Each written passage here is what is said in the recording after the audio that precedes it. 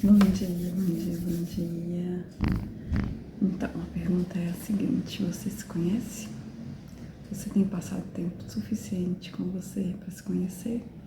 Sem sofrer nenhuma influência de nada, de mídias sociais, de outras pessoas, de livros, de música. A pergunta é: você se conhece de verdade? É um caso de pensar, a gente acha que se conhece, né? Então, por falar em conhecer, meu nome é Fábia, prazer, tenho 45 anos e hoje eu vou falar um pouquinho sobre reforma íntima. O que é reforma íntima? Reforma íntima é o ato de olhar para dentro, se conhecer, reconhecer os seus defeitos, suas qualidades e procurar melhorar elas, né? No seu dia a dia. Há um tempo atrás, mais preciso em 2015, eu iniciei a minha reforma íntima. Eu gostaria que tivesse sido pelo amor, mas não foi, foi pela dor.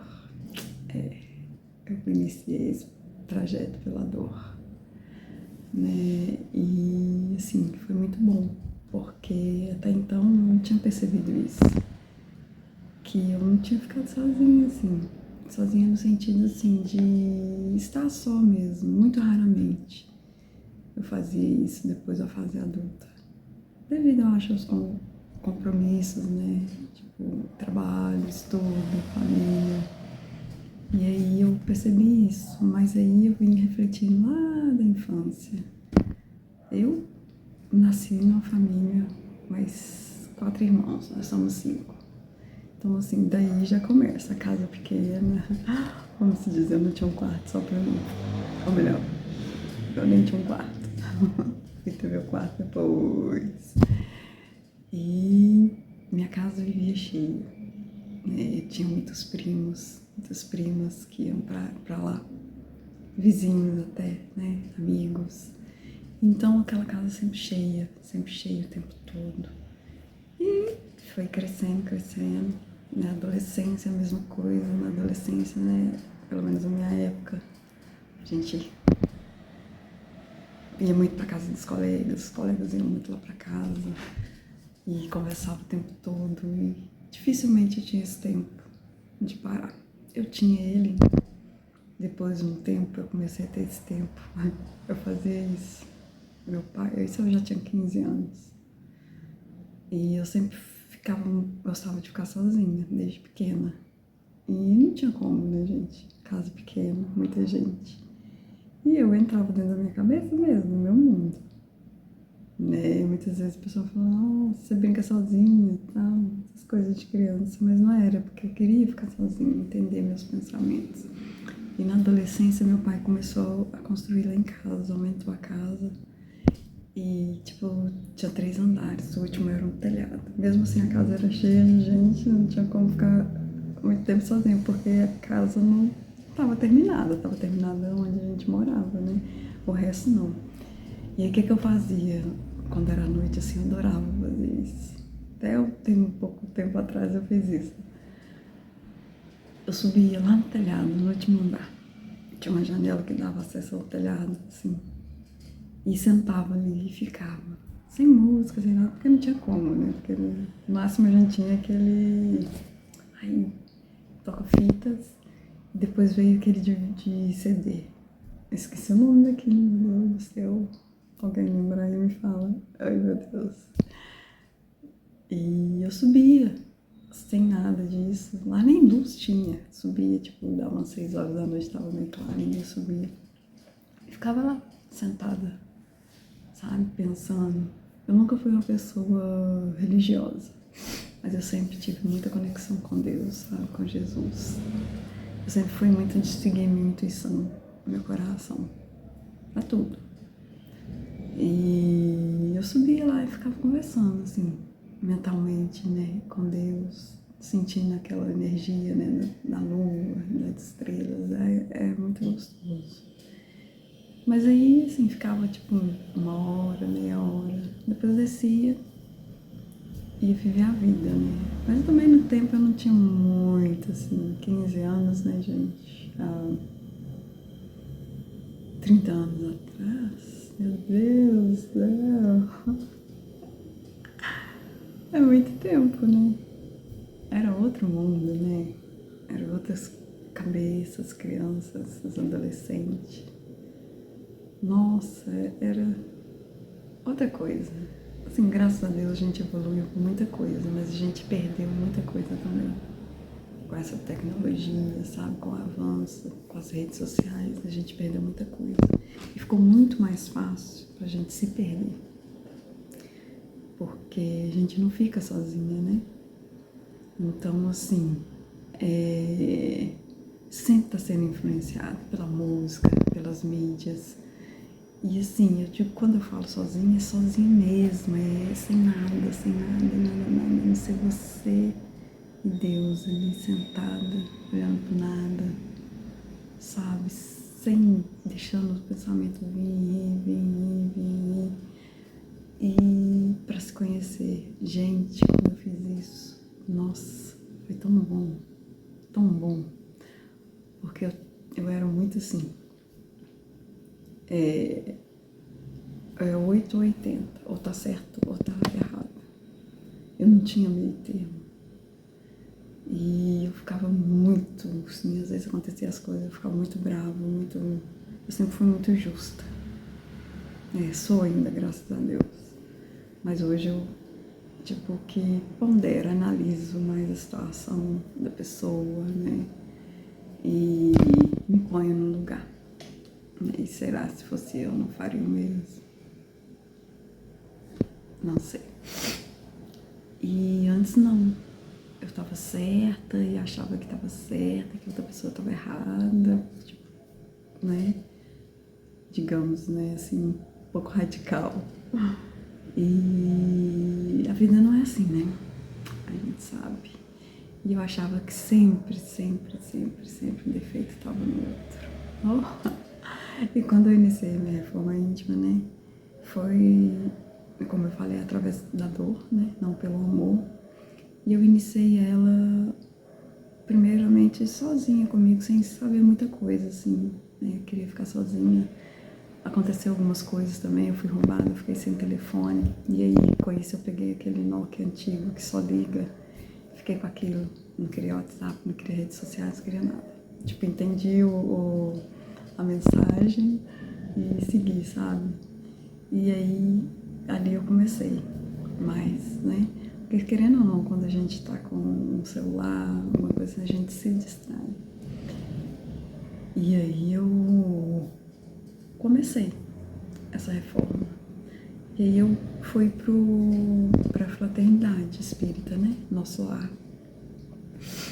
E comecei a estudar o espiritismo.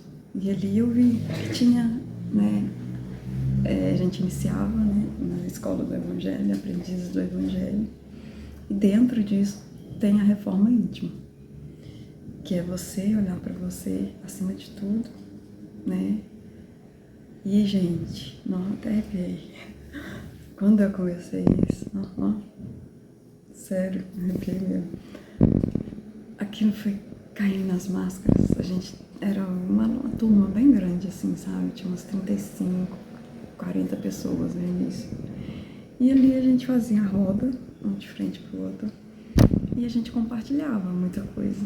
E a gente, assim, eu aprendi muito com o erro do outro. Eu aprendi que para eu aprender as coisas, eu não preciso passar por elas. Posso aprender com a dor do outro. E compartilhei as minhas dores também. E assim, tinha dia que eu chorava. Assim, era assim, um choro de, tipo, lavando a alma mesmo, sabe? Colocando tudo pra fora. Ainda mais quando eu percebia que muitos defeitos que eu via no outro era o que eu tinha em mim. E eu não aceitava em mim. E por isso eu era tão, assim, irada com isso. Eu era tão, 880. E eu, às vezes, brigava, né, questionava. E lá eu aprendi isso. Aquilo que mais me incomoda no outro é o que eu mais tenho em mim. E que eu mais tenho que trabalhar em mim. E aí eu comecei esse processo, sabe, de reforma íntima mesmo. E foi caindo as fichas, né, digamos assim. Fui me identificando com muita coisa, fui entendendo muita coisa, né?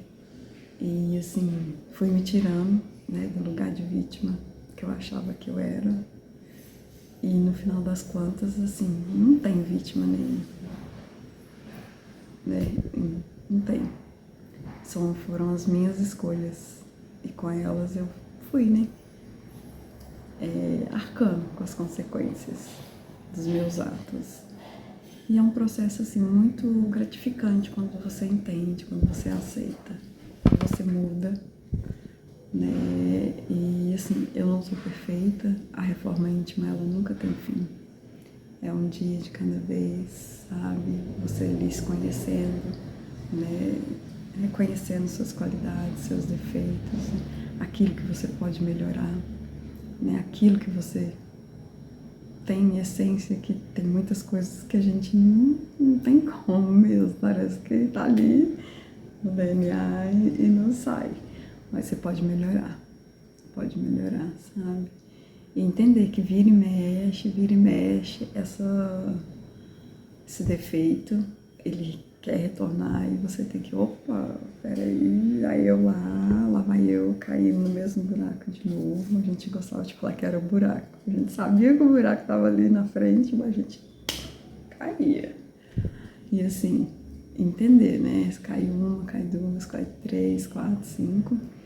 Mas entender que a gente está em constante evolução, né? Todos os dias.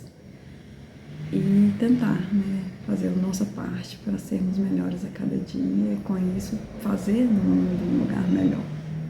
E assim, e das pessoas ao nosso redor também, né, de se tornarem, deixar elas serem quem elas são, né? Que eu tinha isso também, queria mudar os outros, né? Ninguém muda ninguém. A gente pode mudar o outro através dos nossos exemplos, sabe? Da nossa mudança. E isso refletir no outro e ele querer dar início à caminhada dele, né? E no fim eu acho que assim, quando a gente muda, o mundo não muda junto assim. O que muda é o nosso olhar para o mundo.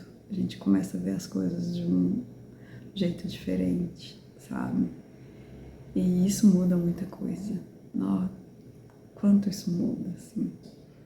É isso, eu espero que vocês reflitam, né, sobre isso. Você tem ficado sozinho, sem interferência do mundo, para se realmente se conhecer, saber o que você gosta, o que você não gosta, suas qualidades, seus defeitos, aquilo que você quer para você, aquilo que você não quer mais para você, para dar início a um novo ser mesmo, sabe? Ou o seu verdadeiro ser, né? Porque a gente é tão bombardeado o tempo todo de coisas que muitas vezes a gente nem sabe que a gente realmente é. Então é isso, gente. Peço, né? Que vocês, espero, né? Que vocês tenham gostado, né, desse vídeo curtinho, para dar início à série de alguns vídeos que eu vou trazer para vocês. E para registrar também essa minha caminhada, né? Que é eterna, sempre. E prazer, tá? Gratidão a todos. E compartilhe esse vídeo, né? Com as pessoas que você ama, né? Que você acha que precisam ficar sozinha com elas mesmas. E é isso. Deixe seu like, compartilhe. Beijão, até a próxima. Obrigada.